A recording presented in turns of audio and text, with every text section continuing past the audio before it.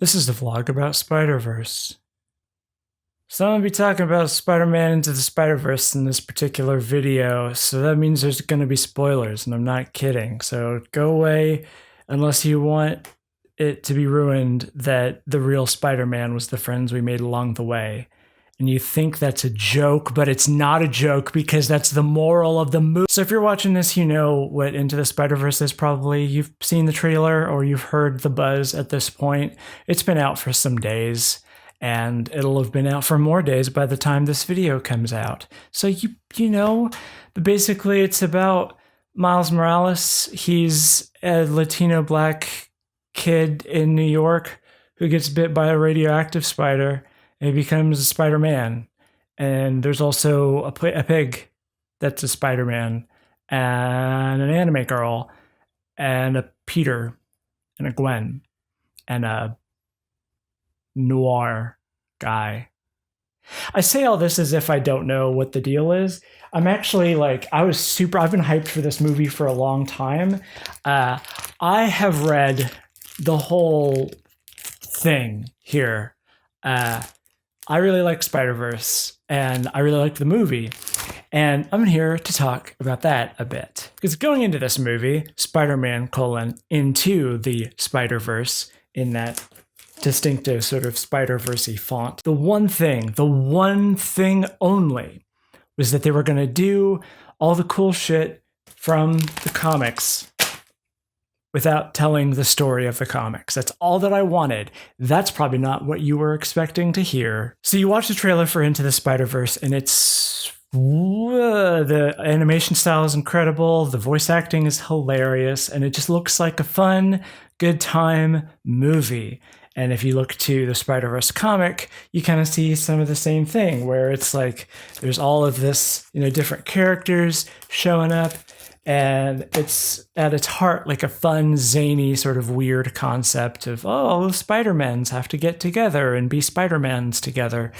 And it is fun when it's not awful. So this event is billed as like every Spider-Man ever, and it's supposed to be this big sort of fan servicey thing that is just fun, right?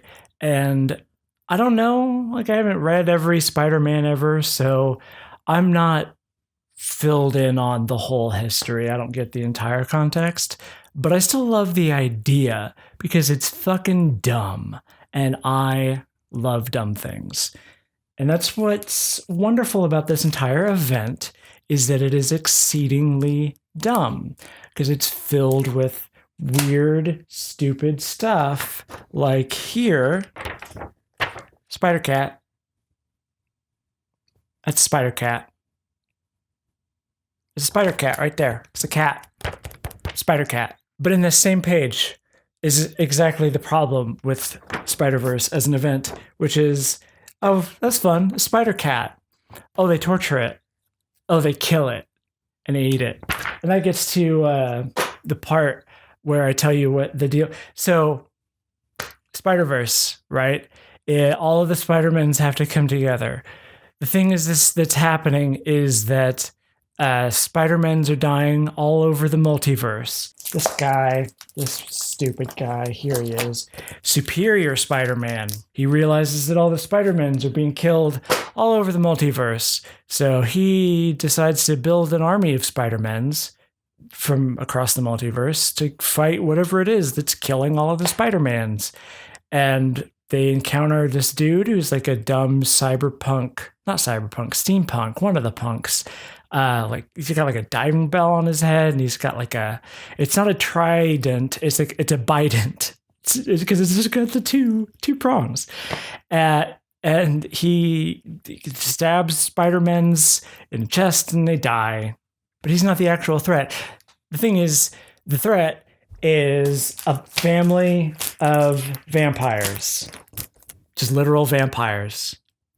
Just a family of literal vampires. Basically, the whole point of Spider-Verse is that there's a family of vampires that are like interdimensional, and they feed off of spider totems. Spider totems. People who are symbolically, metaphysically resonant with the energy of Spider. But the problem for me, like, because, you don't really expect like a big, deep sort of good plot, I guess, with a big Marvel event. But like, Spider Cat shows up right there. There's a Spider Cat. You put a cat in a Spider-Man costume, and you insinuated that it's the Spider-Man of its own friggin' universe, and then you have the lady be mean to the cat, and you have the lady kill the cat. I don't like the screenwriting book Don't Kill the Cat. That's not what it's called. Save the Cat. I don't like that book, but don't kill the cat. Don't kill the cat right there, that way. That's not a good thing to do. And they do that everywhere. They kill all sorts of Spider-Mans, seemingly for no reason. It's just like dark and mean and dumb. It's mean. It's a mean story.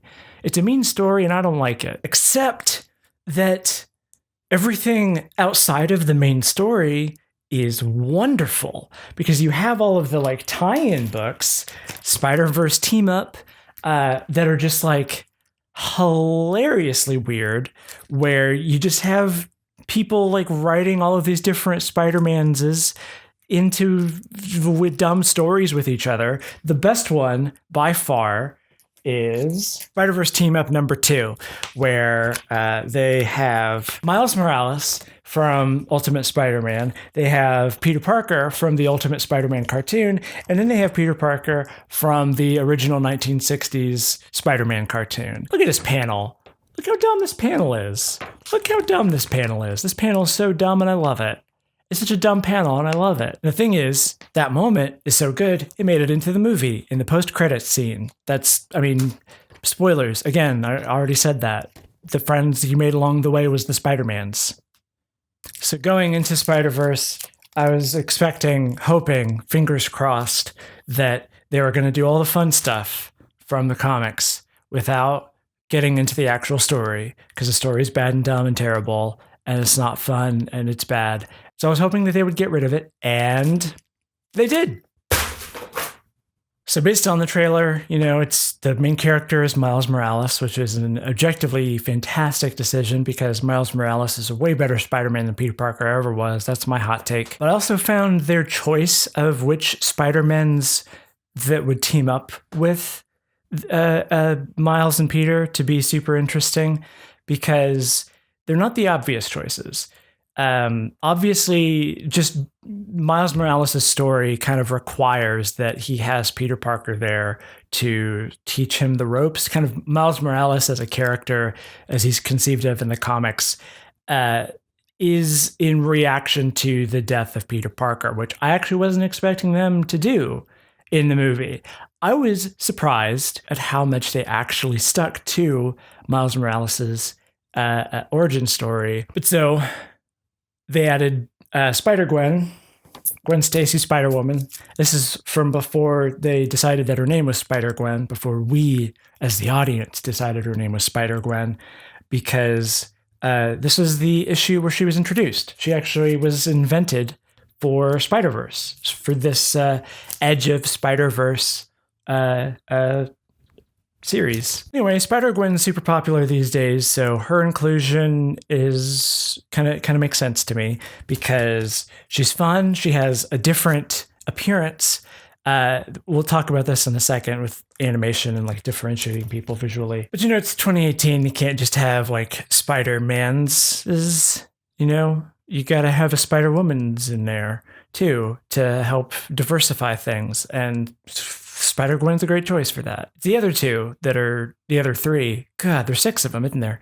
It's the other 3 that are interesting. So you got Spider-Man Noir here. This isn't his first appearance. I just have it right here. Anyway, you have Spider-Man Noir, played by Nicolas Cage, and you have Spider-Pig, played by John Mulaney. Spider-Ham, I apologize. But then they also have Penny Parker. She fascinated me. She was probably the thing that I was most curious to see going into this movie, because I figured from the trailers that they weren't going to do like the interdimensional spider vampires coming after all the Spider-Mans, because it's just dumb and bad. But the inclusion of Penny Parker of SPDR, Spider, I don't know how to pronounce it. Their inclusion of her specifically was super interesting because she got introduced in the same run as Spider-Gwen. This is issue 5. Spider-Gwen's issue 2. So same exact run. Spider-Gwen took off. Penny Parker did not. Despite being written by Gerard Way, who you might know from that band, and then Jake Wyatt, the artist, who's friggin' incredible. He has a comic called... Oh, what's it called? I can't remember, and this is terrible. Oh, God, I'm such a bad fan. Jake Wyatt's one of my favorite artists. He's so underrated, and I can't remember the name of his incredible comic. Necropolis. Necropolis. That's what it's called. Necropolis by Jake Wyatt. Look it up, please. It's very good. This comic is real dark and weird because it's, as you might guess from this, it's kind of an extended Evangelion love letter. And when I say it's an Evangelion love letter, it's not like, oh, it's kind of got a similar art style and like, oh, it's about like a biomech or whatever. No, it's like literally, it's Evangelion. That there's Asuka, there's Rei, there's Kaoru, there's Shinji. The gang's all here. And Penny. I don't know, it's just got a tone that's very Evangelion. Like it's dark and meditative and sad. It just has an air of depression and like loss because Penny is dealing with the death of her father and not feeling like she has. It's just, you know, it's just got the whole. It's sad. It's just got a very anime thing. But then Spider-Ham shows up. Right there. There he is. That's weird. So I was curious to see what they would do with Penny in the movie. And to my surprise, they actually kind of stuck really close with her story. In fact, they didn't change anything. It's just that we don't see it very much. And Penny as a character is more upbeat in that she's just like straight up like more of an anime character. So this is what's interesting is that this issue is like a tonal anime reference where we've got the visual homage with like characters included in the background, but the more important thing is the tone where it's trying to capture the essence of what something that is like Evangelion would be. So it's not just, oh, this frame looks like something from Evangelion. It's as you're reading, you're like, oh, this feels like Evangelion. In the movie, Penny Parker is more of a like what our idea of an anime is and how it looks, how an anime behaves. So, you know, big eyes, overactive animations. She's like really hyperactive. There's all of the scenes of her inside the spider mech eating candy and like doing stuff really fast. You know, different character essentially. But I'm not here to complain about that because I actually think it's a good thing. Because what's kind of incredible is that despite the fact that she is just like an anime character, they still get to a bit of the heart where whenever the mech gets destroyed and she's using the robot arm to beat the crap out of, is it Scorpion at that point? Pretty sure it's Scorpion. And the mech dies, like she's crying and it holds on that moment for a long time. And you keep expecting there to be like a punchline to sort of kick you off of that moment of sadness. And it just doesn't come. They just live with that. It's just sad. It's just a sad moment. And I think we've gotten used to these Marvel movies where anytime there's any moment of like resonant emotion, here comes Paul Rudd to be like, oh, here I do, go do, and suddenly we're all laughing because he's Paul Rudd. And then it's like, wow, what was that emotion? I don't remember that when the movie was about something. But this is what's really incredible is that, so you watch the trailer and you have all of these different animation styles, because everybody's got like kind of a slow frame rate, generally speaking. But you have Spider-Ham, who is like hand-drawn animation, very fluid, lots of tween animations. You have Penny Parker, who is an anime character. You have Spider-Man Noir, who's got like the two-tone, basically where they're shaded with dots from like old print style comics. So on the surface, what all of these different animation styles does is it creates visual interest. It makes sure that we're never bored at what we're looking at. And I think that's part of why they chose Penny Parker as opposed to any of the other like female spider peoples that are out there in the Spider-Verse. But of all of them, Penny Parker is the only one that has like a non-Western influence. So the jump to like an anime style is logical. It makes sense. So it's all part of the spectacle, obviously, the spectacle of all these different animation styles and how they interact. And the style obviously is remarked upon by the character. So each character is heavily influenced by the style. Like Penny Parker's character is anime. Everything that she does makes sense in the context of an anime universe. And it's the same with like Spider-Ham as like a Looney Tunes character where he drops anvils. He has this giant hammer that fits in your pocket. He's super just like zany and weird. The style underpins the character, and the character reinforces the style. It all works into the spectacle of visuals and acting and characterization, which creates a visceral sense of literally different universes interacting in the same plane, which is kind of an incredible feat on its own. But it also is about something. It's not just that they did this for the sake of the spectacle. It actually works in the script. The thing that they come back to in basically every Spider-Man story is like the inherent loneliness of being a superhero. And this, yeah, I mean, it's all superhero stories, more or less. This isolation story, this feeling of, you know, immense responsibility and having the world on your shoulders and feeling like completely alone. It's a good story beat, but it's also way overdone. And it's part of why all the different Spider-Man movies feel identical. Because that's always what it comes down to is I have to keep my identity a secret so that the people around me don't get hurt. But the reason why Spider-Verse works as a movie is that it comes in knowing this like standard storytelling beat of Spider-Man stories, and instead like flips it on its head and uses it as a way of making a bigger story about finding community and becoming accepting one's own identity and not feeling alone, and the ways that one might avoid feeling alone. And this is the part where I make the Spider-Verse movie about being transgender. Gotcha!